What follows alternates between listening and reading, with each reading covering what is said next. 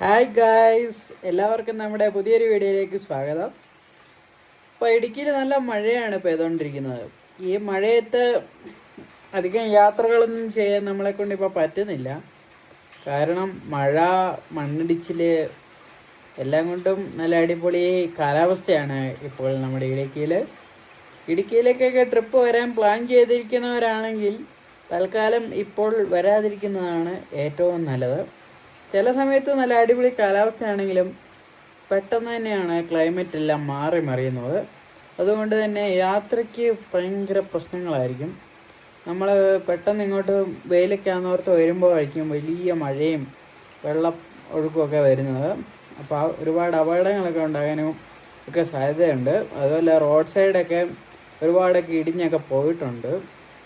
അപ്പോൾ ഇടുക്കിയിലേക്കൊക്കെ യാത്ര ചെയ്യുന്നവരൊക്കെ ഉണ്ടെങ്കിൽ ഒന്ന് ശ്രദ്ധിച്ചൊക്കെ വാഹനം ഓടിച്ചു വരിക.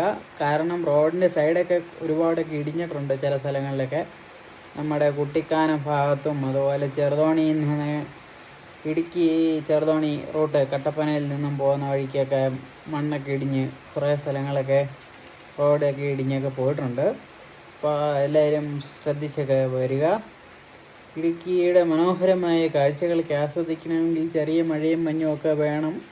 എന്നാലും നമുക്ക് ആ ഒരു സമയത്ത് ഇങ്ങനത്തെ ഒരു സിറ്റുവേഷനിൽ ആസ്വദിക്കാൻ വരുമ്പോൾ ചിലപ്പോൾ നമ്മളെ കാത്തിരിക്കുന്ന വലിയ അപകടങ്ങളൊക്കെ ആവാം. അതുകൊണ്ട് മഴയൊക്കെ ഇച്ചിരി കുറഞ്ഞ് നല്ലൊരു അന്തരീക്ഷമായി കഴിഞ്ഞിട്ട് ഇടുക്കിയിലേക്ക് യാത്ര ചെയ്യുന്നതായിരിക്കും നിങ്ങൾക്കെല്ലാം നല്ലത് എന്നാണ് എനിക്ക് പറയാനുള്ളത്.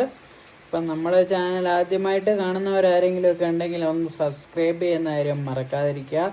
നിങ്ങളുടെ വിലപ്പെട്ട സപ്പോർട്ടും ഒക്കെ കൊണ്ട് ഈ കുഞ്ഞു ചാനലിൻ്റെ മുന്നോട്ട് പോകാൻ സാധിക്കുകയുള്ളൂ. ഇനിയും നല്ല നല്ല ട്രാവൽ വീഡിയോകളുമായിട്ട് നമ്മൾ വീണ്ടും വരുന്നതാണ്. അപ്പോൾ ഇങ്ങനെ മഴയൊക്കെ നനഞ്ഞിരിക്കുമ്പോൾ ഞാൻ എൻ്റെ പഴയ കാര്യങ്ങൾ മഴ നനഞ്ഞിരിക്കുന്നതല്ല, മഴയൊക്കെ ഇങ്ങനെ പെയ്തുകൊണ്ടിരിക്കുമ്പോൾ ഞാൻ എൻ്റെ പഴയ കാര്യങ്ങളെക്കുറിച്ചും എൻ്റെ ജീവിതത്തിൽ നടന്ന സംഭവങ്ങളെക്കുറിച്ചും ഒക്കെ ഇങ്ങനെ ഓർക്കാറുണ്ട്. അതിലെനിക്ക് ഏറ്റവും മറക്കാൻ പറ്റാത്ത ഒരു കാലമാണ് കുട്ടിക്കാലത്തെ സ്കൂൾ ജീവിതവും കാര്യങ്ങളുമൊക്കെ.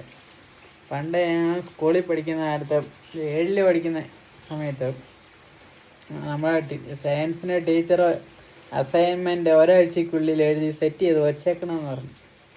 ഞാനും നമ്മുടെ 2-3 കൂട്ടുകാരുണ്ടായിരുന്നു. ഞങ്ങൾ എഴുതിയൊന്നുമില്ല.